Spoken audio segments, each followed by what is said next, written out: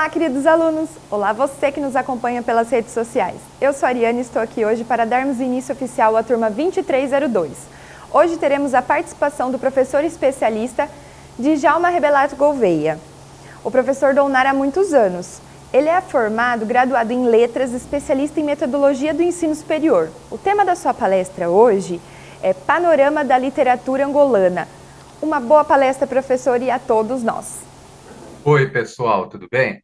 De novo aqui, né? Nós estamos com mais uma aula, eu, professor Djalma, perdão, com mais uma aula de literatura, agora abordando a literatura angolana. Vocês se lembram que na aula passada nós vimos um panorama das literaturas lusófonas africanas, né?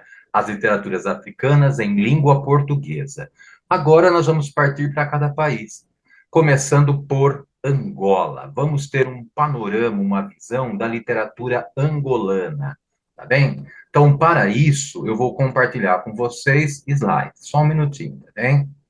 E a gente consegue aqui. Então, vamos lá. Só um minutinho, turma. Pronto. Angola. Aqui, Angola no mapa da África. Vocês estão vendo Angola aqui, olha, no sul da África, banhada pelo Oceano Atlântico, tá bem? Bom, aqui o mapa de Angola com seus estados, tá? E eu até fiz questão de colocar o território, olha aqui em cima, ó, logo abaixo de Angola, mapa político, tá bem? Cabinda. O que é Cabinda? Cabinda é um território angolano, mas ele não está anexado ao território de Angola. Ele está lá no Congo, na República do Congo, mas pertence politicamente a Angola. E esse território de Cabinda, ele é coberto pela floresta Mayombe, uma floresta equatorial, uma floresta bastante compacta ao estilo da nossa floresta amazônica. É essa floresta que vai dar título ao livro Mayombe do Pepe Tela, o livro, um dos livros mais famosos da literatura angolana, tá bem? Então está aqui, olha, o mapa de Angola com seus estados, a capital é Luanda, tá bem? E vamos ver um pouquinho aqui sobre Angola. Com cerca de 30 milhões de habitantes, Angola, cuja capital é Luanda, tornou-se independente em 11 de novembro de 1975. Vocês se lembram da aula passada que eu disse que em meados dos anos 70 do século XX, as colônias portuguesas da África foram se tornando independentes. E vai coincidir aí, né? Então, se elas agora são independentes, essas colônias agora são países independentes, e passam a ter a sua literatura, né? E coincidindo com qual estilo literário? O contemporâneo, o pós-moderno, cujas características nós já vimos na aula passada, a pluralidade de temas, a polifonia com pluralidade de vozes, né? A crítica ao automatismo da tecnologia, enfim, tá? As características já vistas na aula passada. Então, Angola, ela se tornou independente em novembro de 75, 11 de novembro de 75, após anos de luta que se sucederam à data, terminando apenas em 2002. O que eu quis dizer com isso, tá? Houve luta pela independência e houve luta décadas depois da independência, pelo monopólio político do país, tá bem? Que, a princípio, caiu na mão dos socialistas. E depois, com o tempo, foi se tornando um mercado livre, se abrindo. Vamos ver isso agora? Então, percebam como Angola é marcada pela Guerra Civil, tá bem? No fim dos anos 90, o socialista MPLA, a sigla é MPLA, os angolanos falam MPLA, Movimento Popular para a Libertação de Angola. A música Morena de Angola, do Chico Buarque, né, que ele fala, Morena de Angola que mexe amarrado, né? Morena de Angola que mexe o chocalho amarrado na canela, será que ela mexe o chocalho aqui mexe com ela? Minha camarada do MPLA, o Chico coloca na letra. O que é o MPLA? É o maior movimento pela independência de Angola, Movimento Popular para a Libertação de Angola. Era um movimento de cunho socialista, tá bem? De viés socialista de esquerda. Então, vamos lá. No fim dos anos 90, após a independência, o socialista MPLA, Movimento Popular para a Libertação de Angola, assim é a pronúncia que os angolanos colocam, MPLA, decidiu abandonar a doutrina marxista-leninista e mudar o regime para um sistema de democracia multipartidária, vários partidos, democracia, e uma economia de mercado, uma economia aberta, tá? Sem muita intervenção estatal. O que não impediu o crescimento das desigualdades sociais nesse país rico em petróleo. Então, embora seja um país rico em petróleo, ele ainda tem muitas desigualdades sociais. Tá? Estudaremos a seguir suas vozes literárias mais representativas. No que diz respeito à poesia, destacam-se os pioneiros, os que lutaram pela independência, os primeiros, Agostinho Neto e Antônio Jacinto. Aliás, Agostinho Neto, ele foi um grande combatente pela independência de Angola, o que o levou a se tornar o primeiro presidente de Angola. Além de grande poeta, ele também é um político, ele também foi presidente de Angola, o primeiro presidente de Angola, Agostinho Neto. Olha aqui, olha. Agostinho Neto, ele é o primeiro presidente angolano, ele nasce em 17 de setembro de 22 e morre em 79. Vejam que o dia do nascimento dele, 17 de setembro, se torna uma efeméride em Angola, um dia comemorativo, que seria o Dia do Herói Nacional, 17 de setembro, Dia do Herói Nacional, dia do nascimento de Agostinho Neto. Veja uma frase dele: os heróis são aqueles que tornam magnífica uma vida que já não podem suportar. Uma vida que até então era insuportável, o herói a transforma em magnífica. Que frase, hein? Então vamos lá. Formado em medicina, Agostinho Neto, ele criou o MPLA, o Movimento Popular de Libertação de Angola, de base socialista, o que lhe custou o exílio em Cabo Verde, já que Portugal era alinhado com o bloco capitalista, né? Então ele é exilado em Cabo Verde, onde lá em Cabo Verde ele produziu muitos poemas. Terminado o exílio, ele retornou a Angola como combatente pela independência do país, obtida em 11 de setembro de 75, quando se tornou o primeiro presidente do país e um herói nacional. Então vejamos seu poema, vamos ver um poema de Agostinho Neto, Voz de Sangue. Vão percebendo que a literatura africana ela é muito marcada por palavras que remetem à violência. Olha, voz de sangue. Palpitam-me os sons do batuque e os ritmos melancólicos do blues. Né? Blues. O blues norte-americano ele vem dos negros africanos. Tá? O que quer dizer blue? Ah, blue, professor, quer dizer azul. Não. No contexto musical, blue quer dizer triste, melancólico, saudosista, inclusive da terra distante, a África, aqueles negros que vinham para a América serem escravizados. Olha como ele está falando de ritmos que são marcados pela tristeza, pela melancolia, devido ao sangue, devido à escravidão. Palpitam-me os sons do batuque, os ritmos melancólicos do blues. Ó negro esfarrapado do Harlem, bairro, né, de Nova York, só de negros. Até coloquei aqui a pintura da Renascença do Harlem.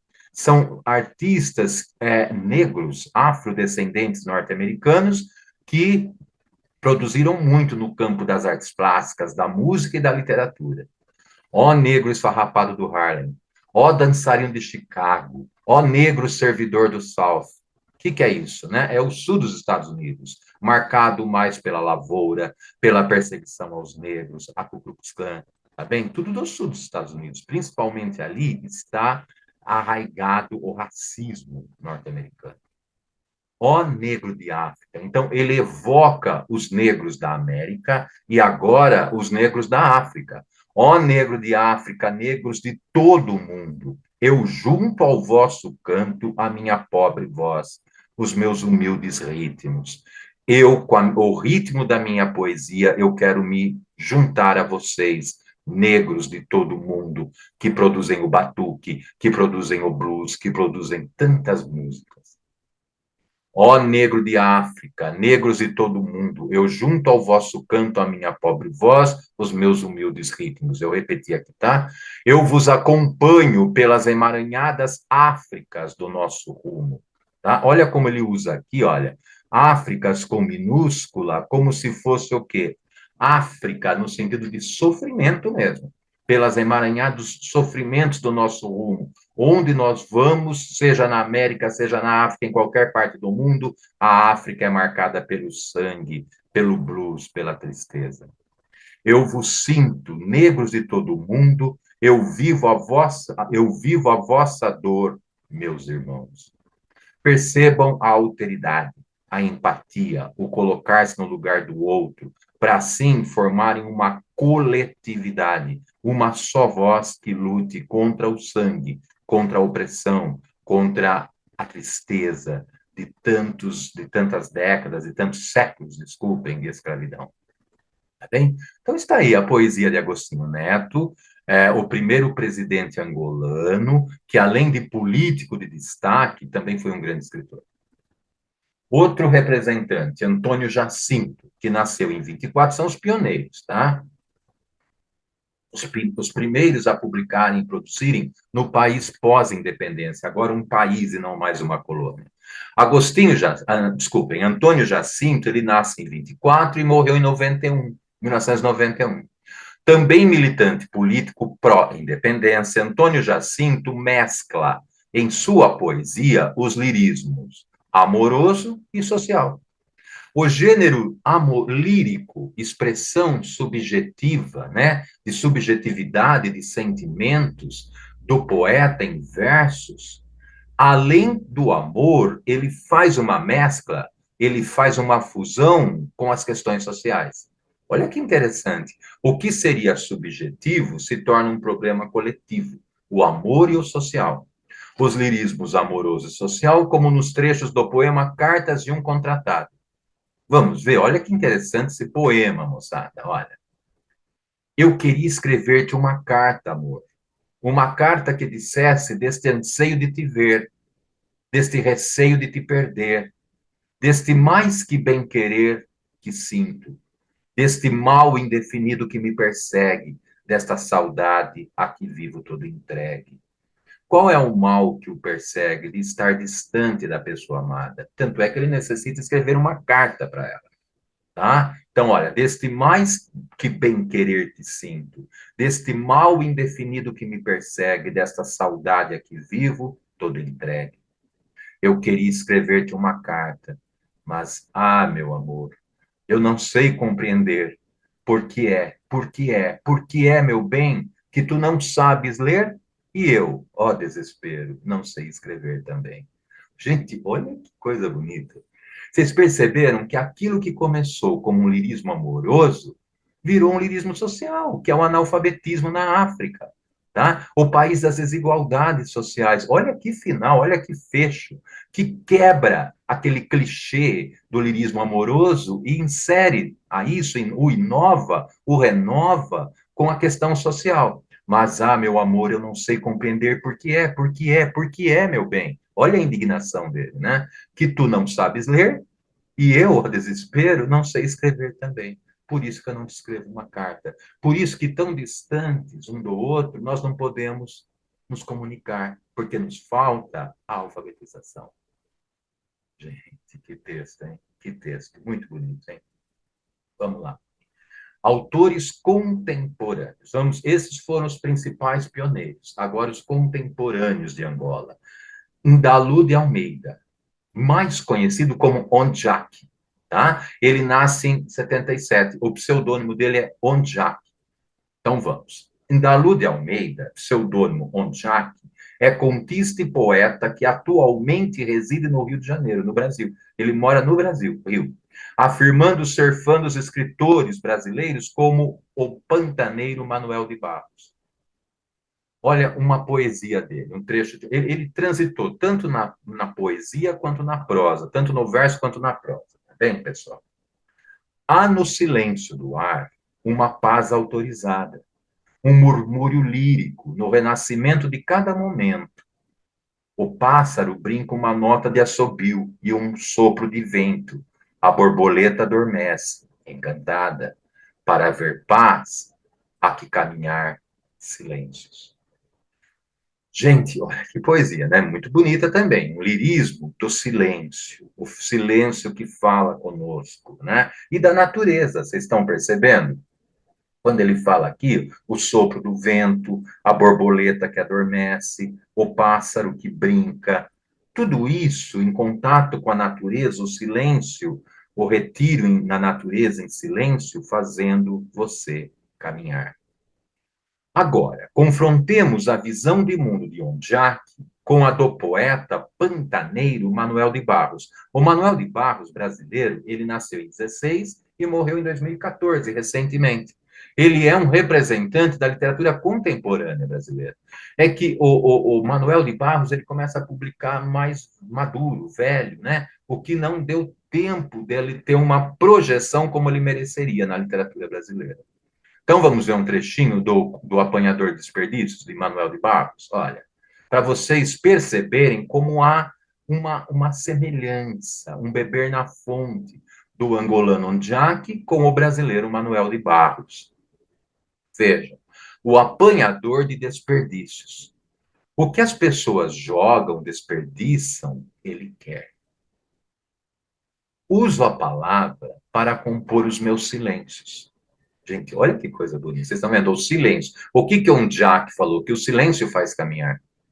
Eu uso a palavra para compor os meus silêncios. Ou seja, aquilo que dificilmente se traduz, que dificilmente a voz expõe, a palavra na poesia vai expor. Pelo seu poder criativo, pelo seu poder estético, plurissignificativo. A palavra a poesia vai tentar traduzir os meus silêncios. Uso a palavra para compor os meus silêncios. Não gosto de palavras fatigadas de informar. Que palavras que informam? As denotativas, do sentido próprio, do dicionário, né? Não, eu não gosto dessas palavras. Eu prezo. Então, o que pressupõe? Que ele quer a palavra conotativa, figurada, que abra outras possibilidades de significação para traduzir aquilo que a palavra que informa a denotativa não consegue traduzir. Vocês estão vendo? Então, vejam, prezo insetos mais que aviões, foi o que o Jacques falou, que ele aprende com o silêncio da natureza também. Prezo a velocidade das tartarugas mais que a dos mísseis. Né? Vejam, por que eu prezo a velocidade das tartarugas mais do que os mísseis? Isso lembra também Almir Sater, do Pantanal. Tocando em frente, ó, tocando em frente. Né? Ando devagar porque já tive pressa. E levo esse sorriso porque já chorei demais. Vocês, ando devagar porque já tive pressa. Por que eu vou ter pressa? Eu já tive pressa. Eu cheguei a um ponto que eu quero a lentidão das tartarugas e não a velocidade dos mísseis. Eu quero caminhar com o silêncio. Bonito, né? Sou um apanhador de desperdícios. Amo os restos como as boas moscas. Queria que a minha voz tivesse um formato de canto, porque eu não sou da informática. Eu sou da invencionática. Eu uso a palavra para compor os meus silêncios. Gente, olha isso. Eu não sou da informática, da tecnologia, da era digital. Não. Que vai lá, copia e cola, copia e cola. Não, chega, que é rápida, é veloz. Ainda não. Eu sou da invencionática. O que é invencionática? Né? É um neologismo. Ele inventou essa palavra. Neologismo é uma palavra inventada ou um novo sentido que você inventa para uma palavra já existente. Tá bem? Então, olha aqui, quando ele fala eu sou da invencionática, ele inventa a palavra invencionática para dizer o quê? Eu sou da criatividade. Eu sou daquela linguagem que não vem para informar, daquela linguagem figurada, conotativa, plurissignificativa, que consegue traduzir os meus silêncios. Então, percebam que tanto Onchak, que tem como grande parâmetro, né, um grande inspirador, Manuel de Barros, quanto Manuel de Barros, o brasileiro, eles vão buscar a inspiração no silêncio, na natureza, nas coisas simples, nas coisas singelas. Tá bom? Então, fica aí, tá? Esse diálogo constante entre escritores africanos de língua portuguesa e os nossos escritores, os escritores brasileiros. No gênero conto, Ondiac tem destaque com o livro Os da Minha Rua, que apresenta contos sobre o crescimento de uma criança. Veja no excerto a seguir o lirismo que emerge de suas linhas. Percebam como o narrador toma a voz, o ponto de vista da criança, para refletir sobre o tempo passado. Olha, a memória. A vida, às vezes, é como um jogo brincado na rua. Estamos no último minuto, olha que aí é prosa, tá? Não é verso, é prosa. É um conto, tá bem? São contos. Então vamos lá. A vida, às vezes, é como um jogo brincado na rua. Estamos no último minuto de uma brincadeira bem quente e não sabemos que a qualquer momento pode chegar um mais velho e avisar que a brincadeira já acabou e está na hora do jantar. Chega, entra para dentro, moleque, né? Aquela coisa toda e acabou bem no auge do jogo. A vida, afinal, acontece muito de repente. Ela é como um jogo. Ela é muito de repente. Nunca ninguém nos avisou que aquele era mesmo o último carnaval da Vitória. O carnaval também chegava sempre de repente. Nós, as crianças, vivíamos num tempo, olha como ele assume a voz da criança, o ponto de vista da criança. É um adulto escrevendo sobre o passado. Uma criança que se tornou adulto, mas ele narra pelo ponto de vista da criança. Nós, as crianças, vivíamos num tempo fora do tempo. O que é um tempo fora do tempo, né? A criança, ela não está preocupada em que mês ela está, que horas. A criança vive o momento, né? Tanto é que o poeta Guilherme de Almeida, ele tem um haikai. O que é um haikai? É um poema curto, de 3 versos, que chama Infância, que ele diz: um gosto de amora, comida com sol. O tempo se chamava agora. Olha como tem a ver com isso. O que quer dizer, né? A infância é um gosto de amora, docinha, comida com sol, em plena claridade. O tempo chamava-se agora. Quer dizer, a criança vive o momento, a criança vive o agora. Ela não fica preocupada com o passado, porque ela não teve passado. Ela não tem o passado. Ela também não tem projetos para o futuro, então ela vive o momento. O que os latinos chamavam de carpe diem. Aproveite o momento. É isso que ele está dizendo. A criança, né? A criança, ela tem um tempo fora do tempo. É o tempo do momento. Ela não fica pensando o que vai ser, o que foi, o que, né? Não, é o momento. Então vamos lá. Vivíamos num tempo fora do tempo, sem nunca sabermos dos calendários de verdade. Vocês estão vendo que é um tempo mais emotivo, é um tempo mais psicológico, né? O dia da véspera do carnaval, como dizia a Vonhé, era dia de confusão, com roupas e pinturas a serem preparadas, sonhadas e inventadas.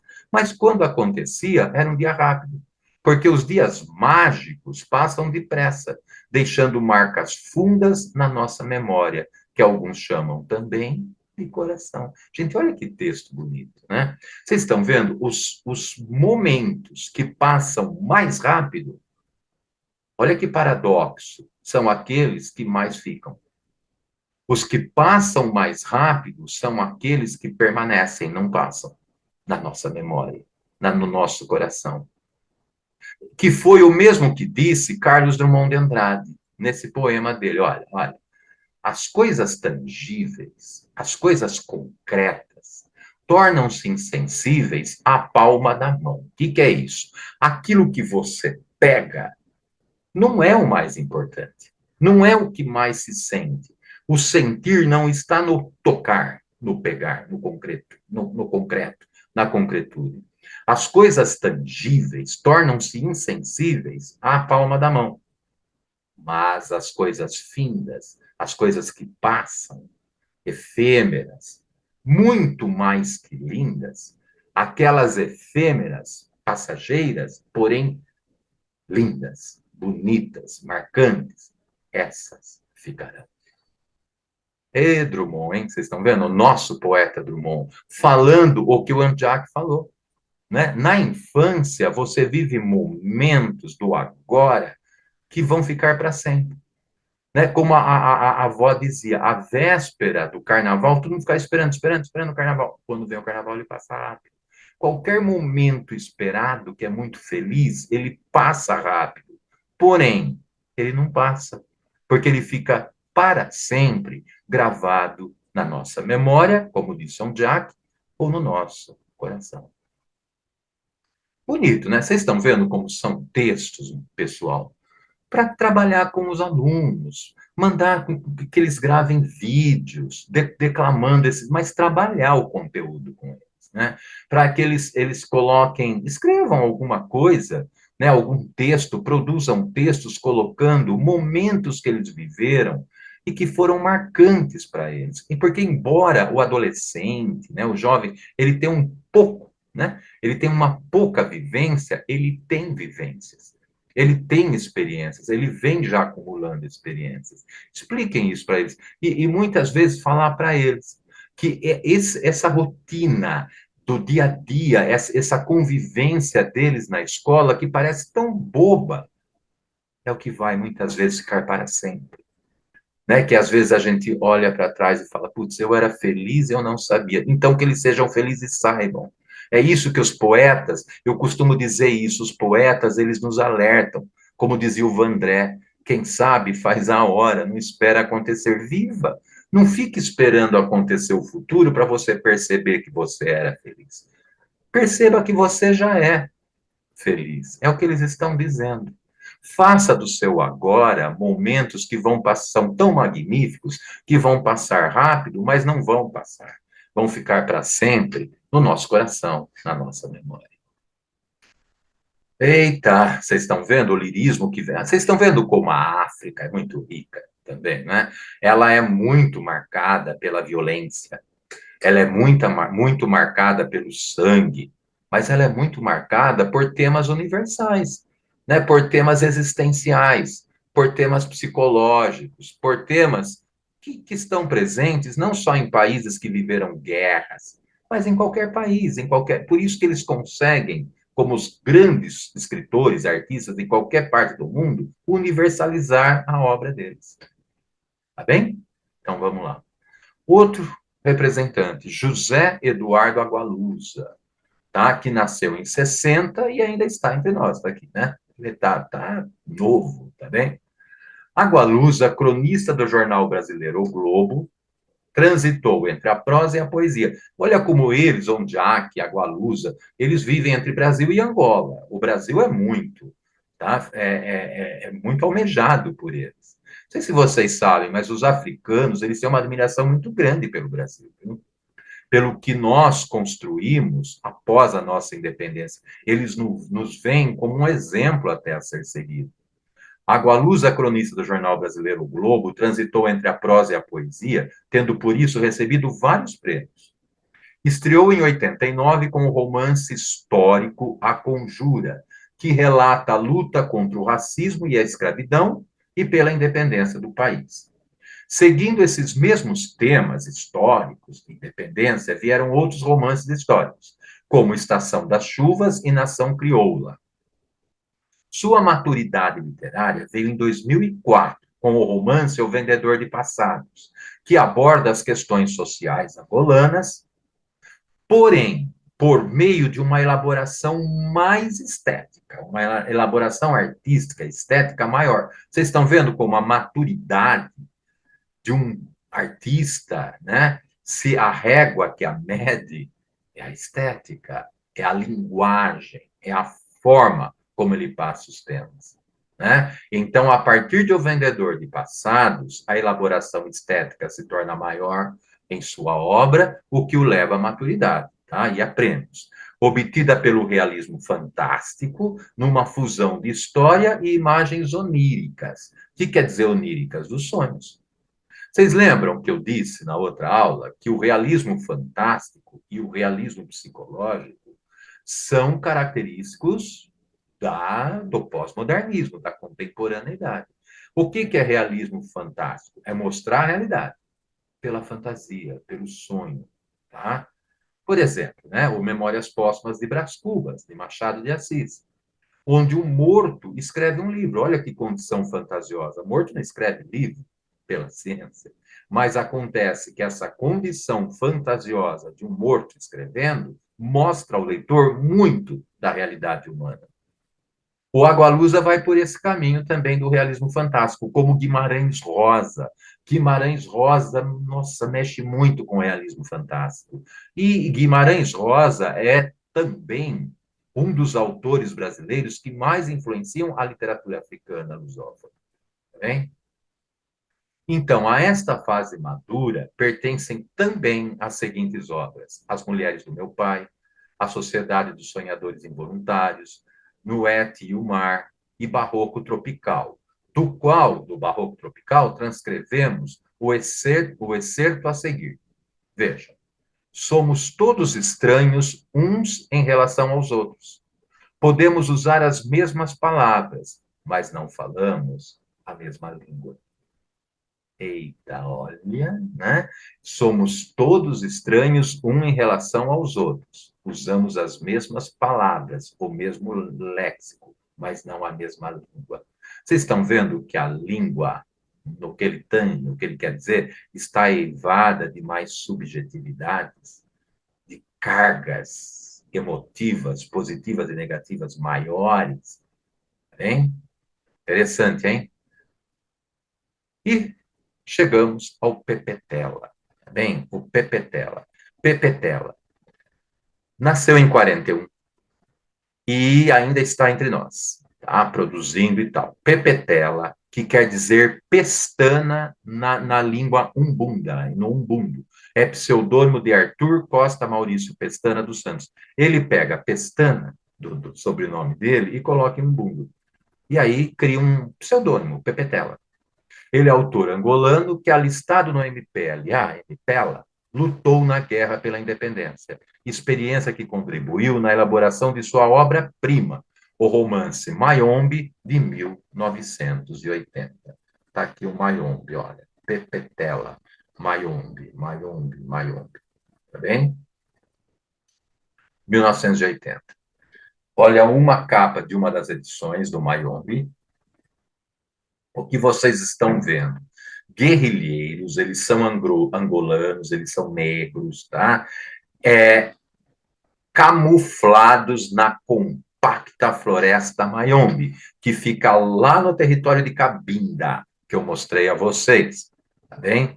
Que é aquele território acima do território oficial, tá? Enfim, então vamos lá. Mayombe é um romance engajado. O que quer dizer engajado? Ele tem um viés político. E, ao mesmo tempo, ele é um romance psicológico.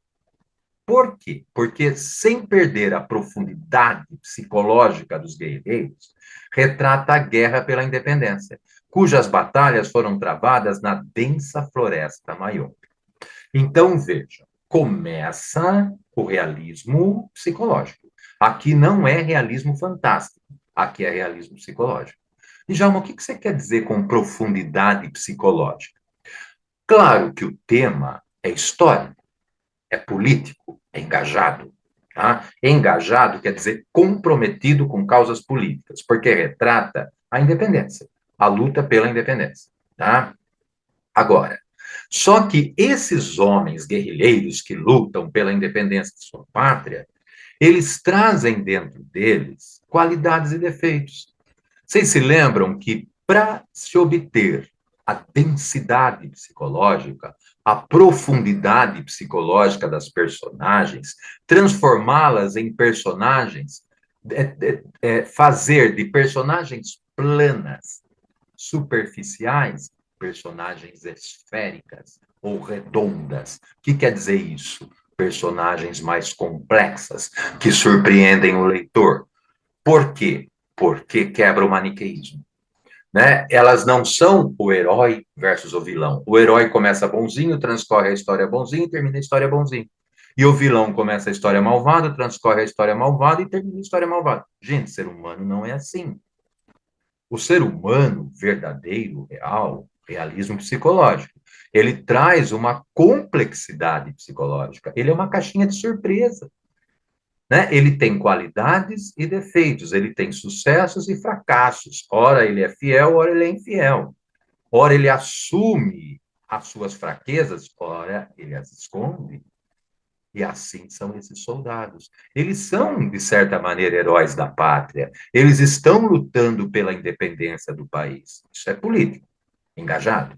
Mas eles trazem também, eles expõem suas fraquezas.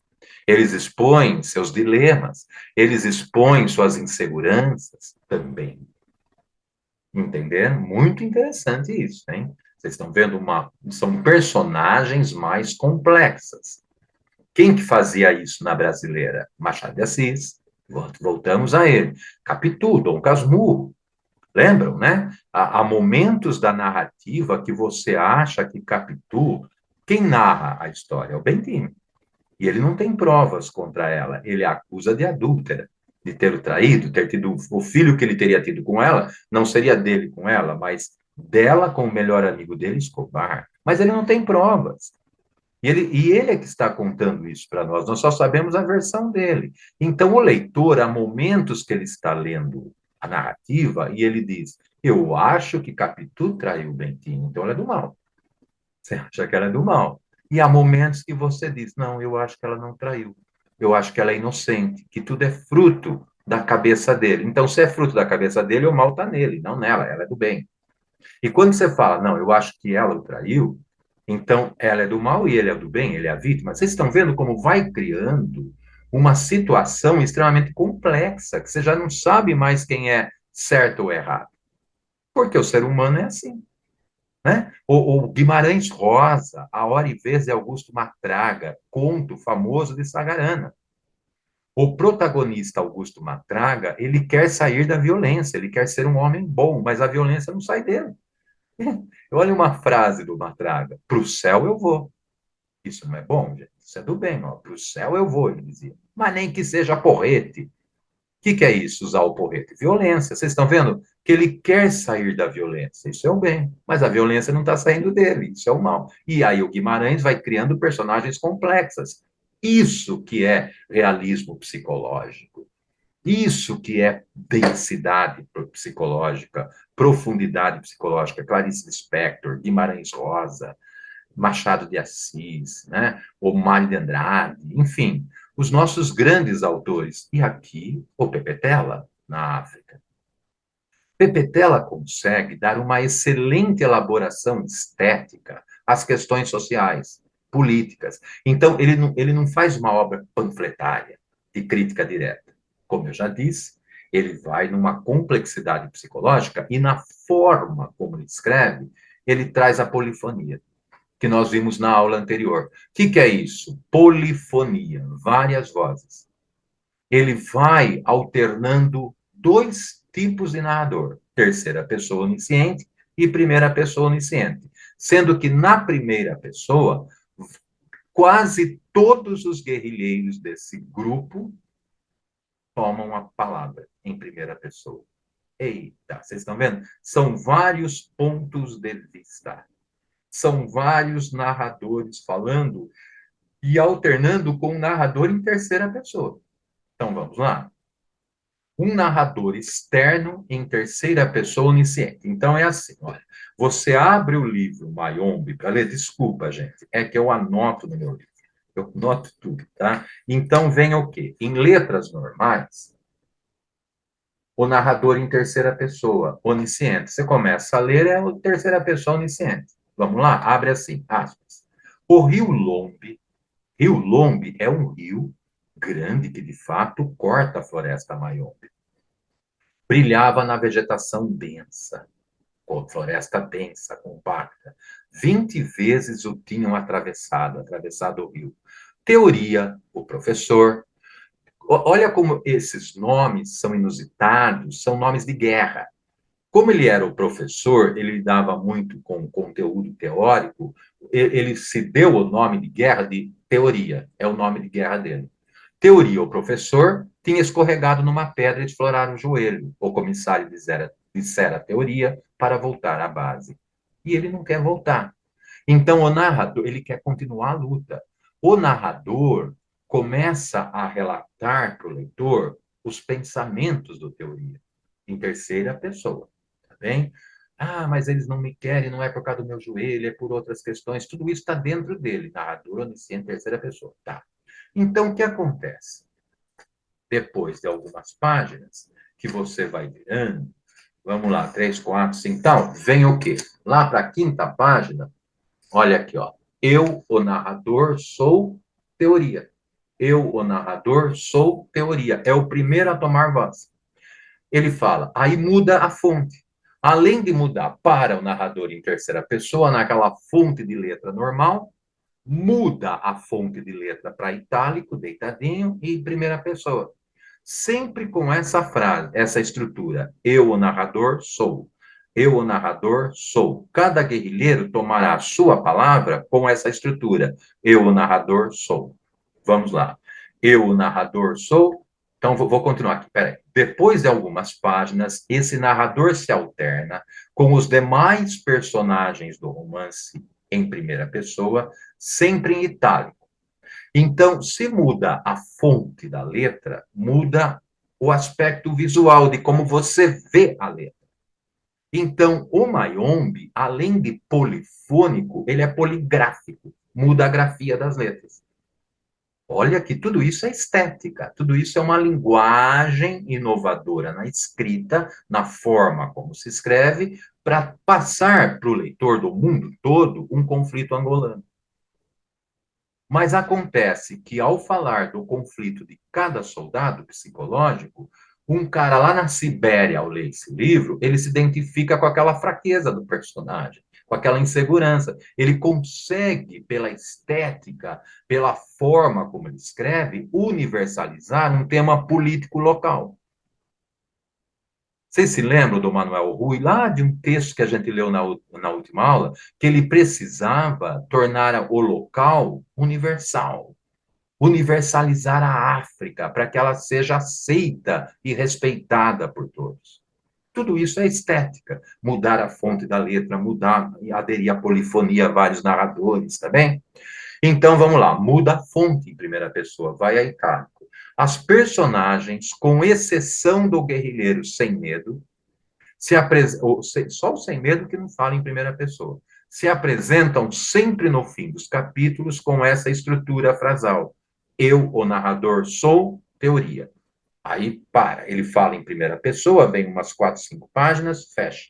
Aí vem fonte normal, narrador em terceira. Você lê umas 10 páginas em terceira, o narrador, aí vem novamente itálico em primeira. Eu, narrador, sou André. Umas 4, 5 páginas com o André falando em primeira pessoa. Para. Volta o narrador em terceira pessoa onisciente, umas 10, 8 páginas, com fonte normal. Volta a primeira pessoa. Eu, narrador, sou o mundo novo. E assim vai, alternando terceira, primeira, terceira, primeira, terceira, primeira, sendo que os narradores em primeira são cada guerrilheiro desse pelotão, tá? Com exceção do sem medo. Então, vamos lá. Eu, narrador, sou teoria. Eu, narrador, sou André. Eu, narrador, sou o comissário João. Eu, narrador, sou o mundo novo. E assim vai. Cada narrador em primeira pessoa sugere mais que a negativa, então vamos lá. Por quê? Possíveis interpretações que saem desses narradores em primeira pessoa. Vejam, presta muita atenção no que eu vou dizer. Há um problema, em Mayombe, um dos maiores problemas políticos para concretizar a independência é o tribalismo. O que é isso? Quem é que dividiu a África em países, territórios, Angola, Congo, Zaire, sei lá, Guiné, Nigéria, Egito? Quem que dividiu isso? Quem? África do Sul? Os europeus, os colonizadores. A África não era isso. Na verdade, ali havia povos que eram rivais entre si, eram inimigos, eram tribos, eles viviam em tribos que tinham desavenças entre eles. E, de repente, os europeus vieram, demarcaram território, e essas tribos, totalmente adversas umas às outras, tiveram que conviver no mesmo território oficial. E aí os portugueses, por exemplo, impuseram a língua portuguesa como oficial para eles. Então, aqueles falares, aquelas línguas africanas tiveram que ser submetidas a uma só, que é a língua portuguesa. Agora, o que acontece? Esse território demarcado pelos portugueses quer se tornar independente. Mas como eles vão se tornar independentes se eles não se entendem entre eles porque eles vieram de tribos distintas e adversárias? Vocês estão vendo? Então começa a haver muita briga entre esses guerrilheiros, muita insegurança, muita desavença. E por que que cada um, então, toma a palavra em primeira pessoa? Talvez para sugerir o tribalismo, para mostrar o quanto eles estão separados um do outro. Cada um tem seu ponto de vista. Isso é uma possível interpretação. Outra interpretação é que, pelo ideário, desculpem, marxista, já que o autor era socialista, marxista, o MPLA tal, que lutava pela independência de Angola, o MPLA era socialista, segundo Karl Marx, o homem tem que ser sujeito da história. Então, cada um fala por si, cada um toma a sua voz, cada um se posiciona. Ele não é um assunto do narrador, ele coloca o ponto de vista dele. Vocês estão vendo que há um aspecto negativo, eles são divididos entre eles, e um aspecto positivo, eles são protagonistas da história. Tudo bem? Então é isso, olha como é interessante. Quando o autor ele dá um acabamento estético de polifonia, ele começa a abrir várias interpretações possíveis daquele livro. Agora vejam, quando você fala assim, questão política, não é história, não tem a ver com a matéria, a história. Só que a história é ciência humana. O que que a ciência se pretende? Uma neutralidade, uma objetividade. Como? Se uns historiadores são de esquerda, outros historiadores são de direita, cada um vai puxar a sardinha para o seu lado. A literatura, ela não tem esse compromisso, ela não é ciência, ela é arte. O que que acontece? A polifonia, várias vozes falando ao mesmo tempo aqui, vários narradores, quebram essa visão uniforme que a ciência pretende. Neutra, totalmente neutra, objetiva da ciência. Não. Cada um vai tomar seu ponto de vista e vai expor para você, leitor. Agora você escolha qual você quer. Vocês estão vendo quantas possibilidades? Sugerir tribalismo, sugerir o protagonismo de cada um, quebrar aquela pretensão de neutralidade de uma questão histórica, que é a independência. Isso é estética, isso é forma criativa, como se escreve. Então, vamos lá? Cada narrador em primeira pessoa sugere mais do que a negativa fragmentação tribalista. Sugere a quebra da neutralidade do discurso histórico e o positivo protagonismo de cada um no processo revolucionário, pois, segundo o marxismo, cada homem é sujeito, é protagonista da sua história, da história. Observe o excerto. Vamos ver o teoria, que é o professor? Mas olha como a fala dele também traz a palavra elaborada. Veja, eu, narrador, sou teoria. Nasci na Gabela. A Gabela é uma região de Angola. Na terra do café. Ali se produz muito café. Da terra recebi a cor escura de café, vinda da mãe. Minha mãe era negra. Misturada ao branco defunto de meu pai, comerciante português. Então, ele é filho de uma negra com um branco, de uma angolana nativa com um colonizador. Então, ele é um mulato. Ele é um mulato. Ele não é nem negro nem branco, ele é um mestiço. Trago em mim o inconciliável. Gente, olha que bonito isso. Olha como a fala dele nos leva a refletir sobre os conflitos da África. O que é o inconciliável? O branco e o negro. Ele traz nele, no biotipo dele, o inconciliável africano. Ele traz a cor do branco e do negro, a mistura. E é este o meu motor.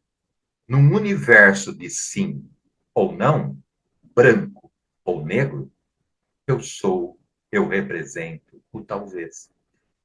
Olha, num universo entre o sim e o não, entre a força, o poderoso, o branco, o não, a resistência, o negro, eu sou o talvez.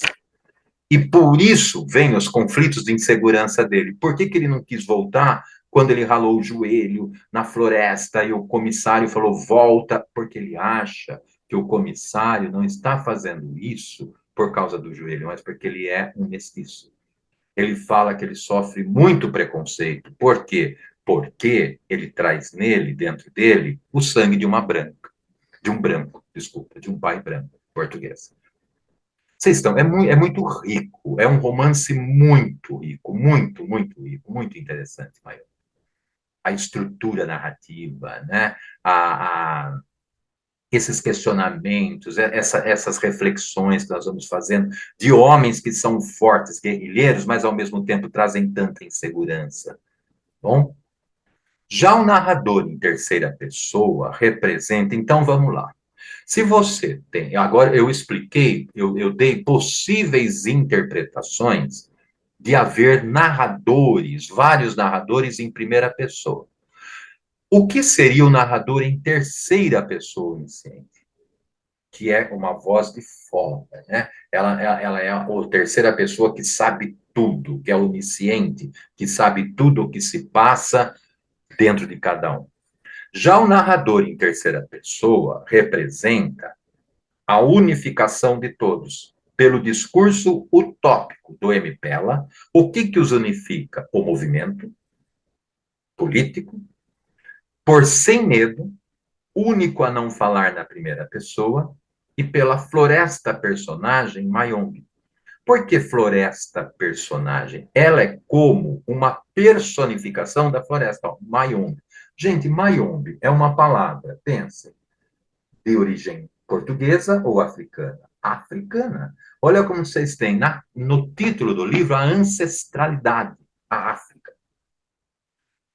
Mayombe é a maior personagem desse livro, A Floresta. Por quê? Nós vamos ver já já, tá? Então, o narrador em terceira pessoa pode ser interpretado como sem medo, porque no final, o sem medo é o único que não toma a primeira pessoa. Ele não se comunica em primeira pessoa. Mas no final, ele vai morrer para defender seus amigos que são de tribos de origens opostas. E ele vai, com esse gesto de morrer pelos outros, unificar o grupo. O que unifica esse grupo, que poderia representar o narrador em terceira pessoa? Sem medo, a própria floresta, que é compacta, e o movimento, o MPela, que é o ideal político de todos eles, independência. E pela floresta personagem Mayombe, o espaço de nascimento da nação independente em 75. Na floresta, os guerrilheiros entram tribalizados, divididos, e saem angolanos. Todos unidos, Angola, unificados. Saem divididos, tribalizados, e saem angolanos, unidos, unificados, prontos para construírem uma nação só, uma única identidade. Vocês estão vendo que a problemática deles é parecida com a nossa. O Brasil, que tem muito mais tempo de independência do que os países africanos, em relação a Portugal, também não construiu uma identidade própria. Meu Deus, as eleições, né, a volta e meia revelam isso. Se a direita ganha, tem que separar o Sul. Se a esquerda ganha, tem que separar o Nordeste. Olha como nós não temos ainda uma unidade nacional. O Mário de Andrade tem um poema chamado Descobrimento. Mário de Andrade, modernista, que ele fala: abancado em minha escrivaninha aqui na rua Lopes Chaves, em São Paulo, de repente eu senti um friume por dentro. Meu Deus, eu descobri que lá no norte, nestas altas horas da noite, um homem pálido, magro, está tirando uma borracha da madeira. Este homem é brasileiro que nem eu. Ele fala que nem, no coloquial. O que é isso? Olha o descobrimento. O Brasil precisa de um novo descobrimento.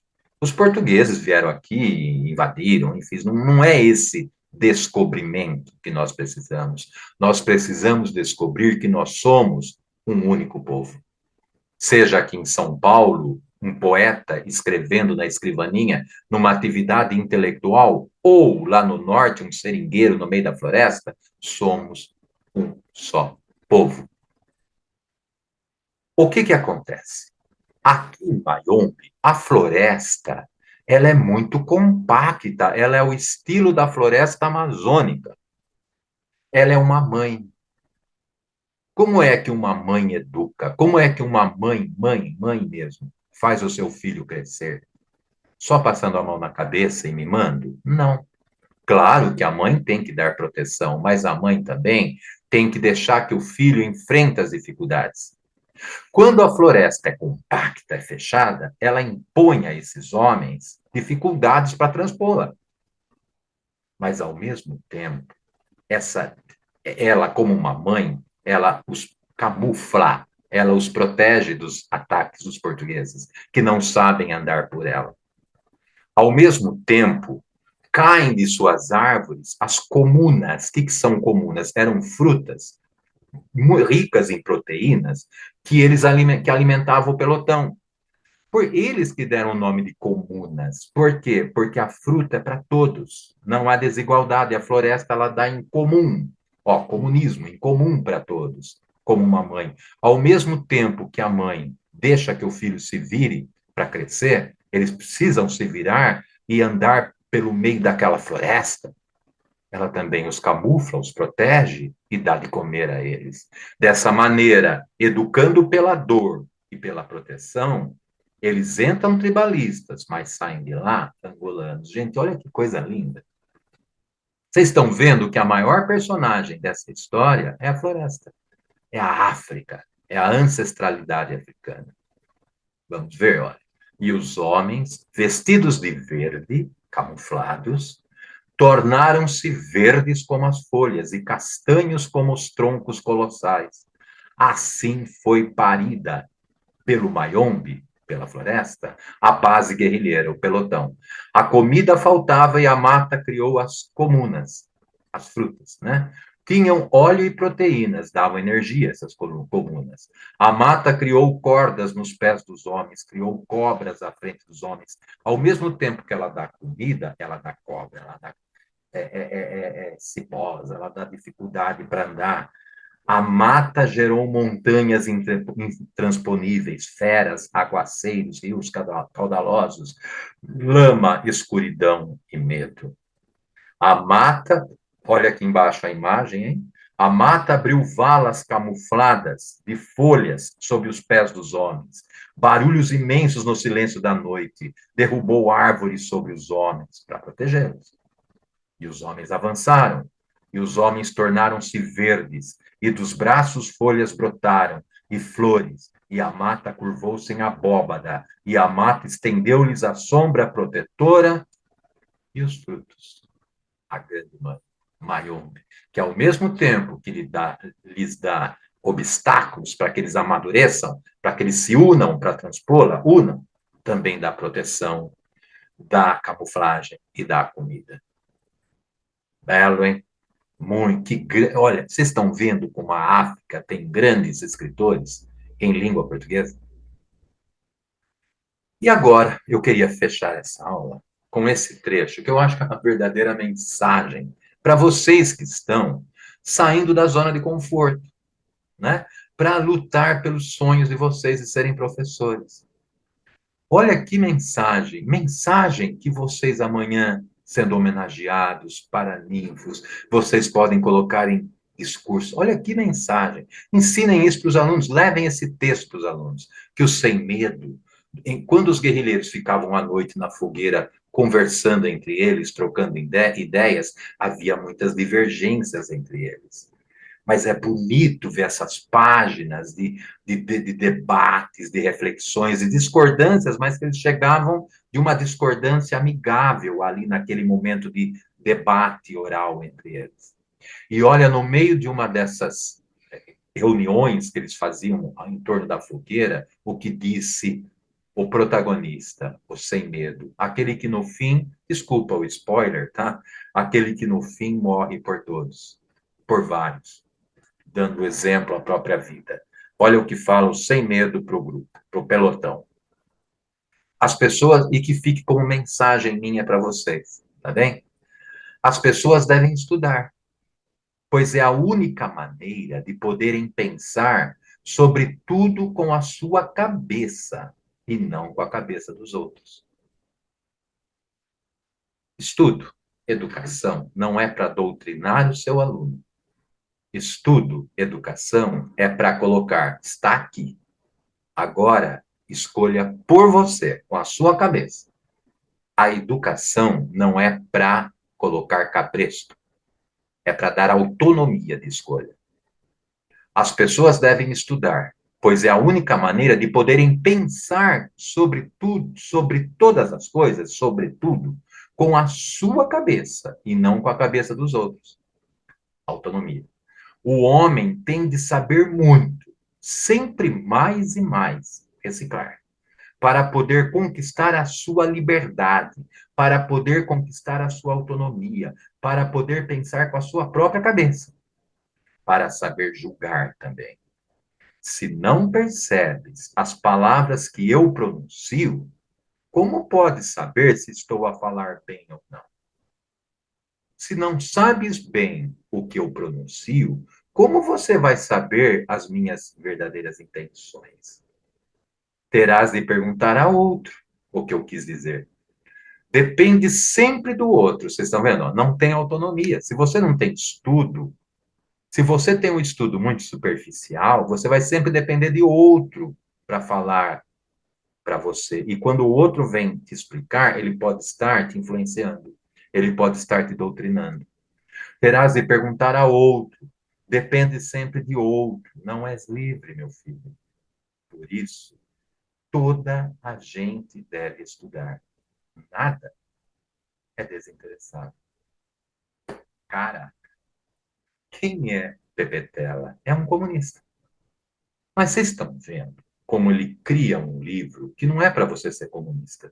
Gente, o livro não fala de comunismo. O livro fala de homens inseguros, de homens que têm força, ao mesmo tempo têm insegurança, de homens que estão dizendo a vocês, olha, o ideal nosso é socialista. Mas você tem que pensar com a sua cabeça, porque você tem que estudar. Aqui tem um ponto de vista, né? Aqui tem vários pontos de vista. Aliás, o próprio Sem Medo, nos Diálogos na Fogueira, ele vai falar de lados positivos do socialismo, mas também vai dizer de aspectos negativos do socialismo. Interessante, né? Olha como o livro é aberto como que eu vou dizer? As sugestões de aspectos que podem ser aproveitados da ideologia em questão, como também pode ser criticados. E o final, né, como o Sem Medo diz, estudar. Estudar para ter autonomia. Estudar para pensar com a própria cabeça. Tá aí, pessoal. Espero que vocês tenham gostado da aula, tá bem? É um panorama, tá? É um pontapé, já que a BNCC, a Base Nacional Comum Curricular, ela bate muito, ela vem batendo muito em trabalhar as literaturas africanas e as matrizes culturais brasileiras, né? As matrizes culturais, a literatura afrodescendente do Brasil, a literatura das mulheres, a literatura da periferia, enfim. E aqui estamos num processo de aulas sobre as literaturas africanas. Começamos por um panorama, a aula anterior, hoje Angola, e a próxima aula veremos um novo país, tá bem? Espero que tenham gostado. Até a nossa próxima aula. Até mais. Em nome do UNARD e do nosso coordenador-geral Adilson Ré, gostaria de agradecer o professor Djalma por ministrar essa palestra. Muito obrigada, professor. Agradeço você que nos acompanhou e dou por encerrado nosso encontro virtual. Um bom final de semana e até breve.